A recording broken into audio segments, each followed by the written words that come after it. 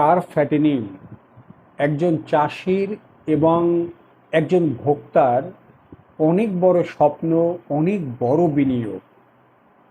কথাটা আবারও বলছি, একজন চাষির এবং একজন ভোক্তার বড় স্বপ্ন এবং বড় বিনিয়োগ। কারণ একজন ফ্যাটেনিং চাষি যেমন অনেক টাকা বিনিয়োগ করে থাকেন অনেক স্বপ্ন নিয়ে, অনেক বেশি লাভের আশায়, তেমনি একজন ভোক্তাও তার দীর্ঘদিনের স্বপ্ন এবং শখ পূরণের জন্য অনেক টাকা বিনিয়োগ করে একটি মাছ ক্রয় করে থাকেন। যদি সেই মাছটির স্বাদ এবং গন্ধ প্রাকৃতিক না হয়, অর্থাৎ ঠিক না থাকে, তাহলে ভোক্তার মনোকষ্টের আকারটাও সেরকম বড় হয়। এটাকে আমি মনোকষ্ট বলবো না, আমি বলবো এক ধরনের অভিশাপ। তাই আমরা যারা মাছ চাষ করছি বা আমরা যারা কার ফ্যাটেনিং করতে চাচ্ছি, আমাদের ভোক্তার বিষয়টাও আমাদের নজরে রেখে কোনো রকম কেমিক্যাল বা মেডিসিন ছাড়া প্রাকৃতিক বা ন্যাচারাল উপায়ে আমাদের কার ফ্যাটেনিংটা করা উচিত বলে আমি মনে করছি। তাই আজকে আমরা কোনো রকম মেডিসিন ছাড়া অর্গ্যানিক উপায় বা প্রাকৃতিক উপায় কিভাবে একটা লাভজনক, নিরাপদ, নিশ্চিন্ত কার ফ্যাটেনিং করা যায় তার একটি পূর্ণাঙ্গ রূপরেখা নিয়ে আলোচনা করব, যাতে একটি মাছের জাত, সাইজ এবং চাষ ব্যবস্থাপনা, খাদ্য ব্যবস্থাপনা থেকে শুরু করে একদম বিক্রয় পর্যন্ত আমরা পুরো বিষয়টি একটু ভালো করে জেনে বুঝে আমরা করব। তো আসুন আমরা একটু পূর্ণাঙ্গ চাষ ব্যবস্থাপনা নিয়ে আজকে আলোচনা করি। আসসালামু আলাইকুম, আমি ফকির সায়েম। আপনারা দেখছেন আপনাদেরই কৃষিভিত্তিক ইউটিউব চ্যানেল ফ্লাইং ফিশ 007। তো কার ফ্যাটেনিং করতে গেলে আমাদের কিছু বিষয়ের উপরে নজর রেখে আমাদের চাষ ব্যবস্থাপনাটা করতে হবে। যেমন মাছের জাত, সাইজ, মজুদ ঘনত্ব এবং টোটাল ব্যবস্থাপনা। তো মাছের জাত এবং সাইজ এজন্য বললাম যে মাছ তো জলজ প্রাণী। আমরা যখন জাল টেনে তার সাইজটা নির্ধারণ করি তখনই দেখি যে কতটুকু হয়েছে, কিংবা আমরা যে ট্রের মাধ্যমে খাদ্য ব্যবস্থাপনাটা করি সেখান থেকেও খাদ্যর পরিমাণ দেখে আমরা আন্দাজ করতে পারি যে কতটুকু হয়েছে, যার জন্য আমরা একদম সঠিকভাবে সব কিছু বুঝতে পারি না, কারণ সচরাচর আমরা চোখের সামনেটাকে আমরা দেখি না। তো আমরা যদি এক্সাম্পল হিসাবে যে আমরা যদি গরু মোটা তাজাকরণের প্রক্রিয়াটা একটু দেখি, যে আমরা গরু মোটা তাজাকরণ করতে গেলে আমরা কি করি, আমরা কোন জাতের গরুটা মোটা তাজাকরণের জন্য ভালো হবে, সেটাকে দেশি জাত না ফ্রিজিয়ান না শাহিওয়াল না গির, কোন জাত, এবং সে গরুটা দুই দাঁতের হয়েছে কিনা, কিংবা তার গলার চামড়া লুজ কিনা, তার লেজের গুচ্ছটা কীরকম, তার পায়ের গিটাটা কীরকম, তার খুঁড়াটা কীরকম, বা তার পশ্চাৎ সাইজের মাপটা কীরকম, মানে অনেক কিছু আমাদের হিসাব করতে হয়। হিসাব করে আমরা তারপরে এই ফ্যাটেনিং ব্যবস্থায় যাই।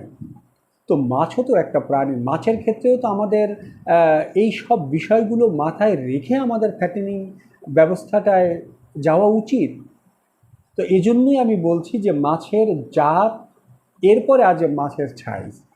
তো যদি আমরা কার ফ্যাটেনিং করতে চাই তাহলে জাত নির্বাচনের ক্ষেত্রে আমরা কিভাবে জাত নির্বাচন করব, সেটা হলো আমি যখন ফ্যাটেনিং করব তখন যে মাছটা আমি ক্রয় করে নিয়ে আসবো ফ্যাটেনিংয়ের জন্য, যাবে যে মাছটা আমি আমার পুকুরে ফ্যাটেনিংয়ের জন্য দেব, সেটা যেখান থেকে নিয়ে আসছি সেটা আমার নির্ভরযোগ্য জায়গা কিনা, আমি তার যে চাষ ব্যবস্থাপনাটা, অর্থাৎ তিনি কোন সাইজের মাছ ছেড়েছেন, কি খাবার ব্যবস্থাপনা করেছেন এবং বা কত দিনে তার মাছের সাইজটা কী হলো, সেটা আমার জন্য সন্তোষজনক কিনা, সেটা জেনে আমরা মাছটা আনলে আমরা কখনো ঠকবো না, মানে আমাদের ফ্যাটেনিংটা ঠিক হবে।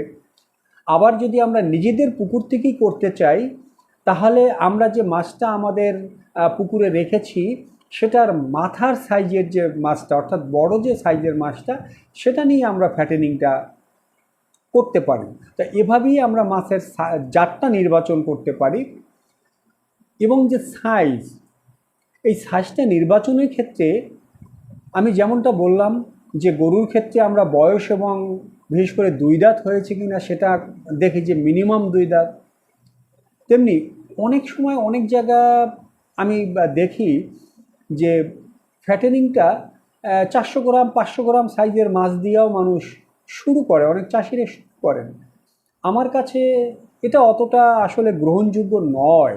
কার ফ্যাটেনিং করতে গেলে মিনিমাম 800 গ্রাম, সেটাও হওয়া উচিত না, মিনিমাম 1 কেজি সাইজের মাছ হওয়া উচিত। 1 কেজি থেকে 1.5 কেজি, 2 কেজি বা 3 কেজি সাইজের মাছ দিয়ে ফ্যাটেনিংয়ের কার্যক্রমটা শুরু করা উচিত। কারণ মাছের সাইজটা যত ছোট হবে, একটা মাছ, আমি ফ্যাটেনিংটা মানে কি, যে আমি তার শরীরে স্বল্প সময়ে আমি অধিক পরিমাণে মাংস ধরাবো, অর্থাৎ তার বৃদ্ধিটা এবং তার ওয়েটটা আমি বাড়াবো। তো যদি আমি তার শরীরে পর্যাপ্ত পরিমাণে মাংস ধরাতে চাই, সেক্ষেত্রে তার শরীরের গঠন যে প্রক্রিয়া, অর্থাৎ তার হাড্ডির গঠন ঠিকভাবে হয়েছে কিনা, তার বৃদ্ধির জন্য শারীরিক যে গঠন প্রক্রিয়া সেটা ঠিকভাবে হয়েছে কিনা, আমাকে আগে সেটা নিশ্চিত করতে হবে। আর এটা নিশ্চিত করতে গেলেই আমাকে একটু বড় সাইজের মাছটা নির্বাচন করতে হবে। এখন মাছের ক্ষেত্রে আমি বয়সটা নির্বাচন এজন্য করব না, কারণ আমি 3 বছরের মাছের সাইজ দিয়ে আমি ফ্যাটেনিংটা শুরু করলাম, কিন্তু 3 বছরে আমার মাছের সাইজ হয়েছে 800 গ্রাম, 700 গ্রাম বা 1 কেজি হয়েছে। তার মানে আমি যে 3 বছর বয়সের যে 700 গ্রাম সাইজের মাছটা আমি কিনেছি, এই মাছটা ভালো জাতের না। এজন্যই আমাদের সাইজ এবং জাতটা নির্বাচন করতে হবে। এখন যদি আমরা মেয়াদকাল হিসাব করি, তাহলে আমরা ফ্যাটেনিংয়ের মেয়াদকালটা 6 মাস, 1 বছর, 18 মাস, 24 মাস বা 36 মাস, এটা যে কোনো মেয়াদের হতে পারে। এই মেয়াদটা নির্ভর করে চাষির নিজের আর্থিক সচ্ছলতা, মানে কতটুকু সময় ধরে সে এটার চাষ ব্যবস্থাপনাটা সে করতে পারবে, মানে তার সম্বল কতটুকু আছে, তার উপর নির্ভর করে তাকে চাষিকে মেয়াদটা নির্বাচন করতে হবে যে সে কতদিন মেয়াদের চাষ ব্যবস্থাপনাটা করবে। এবং মজুদ ঘনত্ব যদি আমরা হিসাব করি, তাহলে আমার কাছে মনে হয় যে 4টা থেকে 10টা পার শতকে।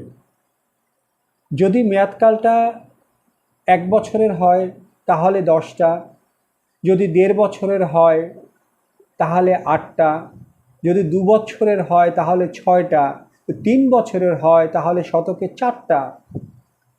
কারণ আমি যত ঘনত্বটা কম রাখব এবং সময়টা আমি বাড়িয়ে দেব, ততটা আমার মাছের সাইজ বড় হবে।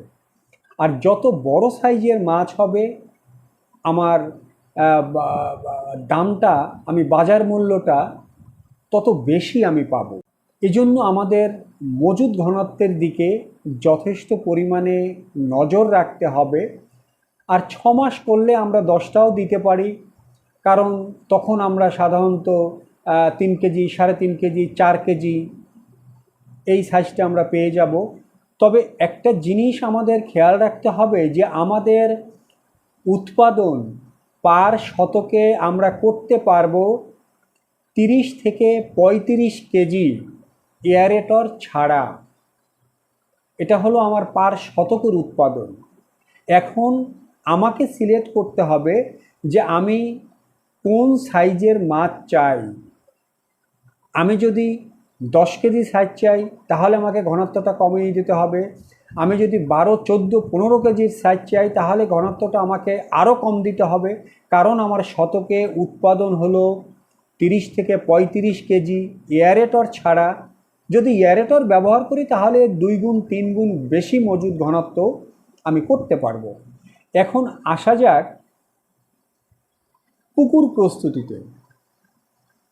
তো আমরা যদি কোনো রকম কেমিক্যাল ছাড়া সম্পূর্ণ অর্গ্যানিক উপায় বা প্রাকৃতিক উপায় আমরা চাষ ব্যবস্থাপনাটা করতে চাই, পুকুর প্রস্তুত করতে চাই, তাহলে পুকুর প্রস্তুতিতে সর্বপ্রথম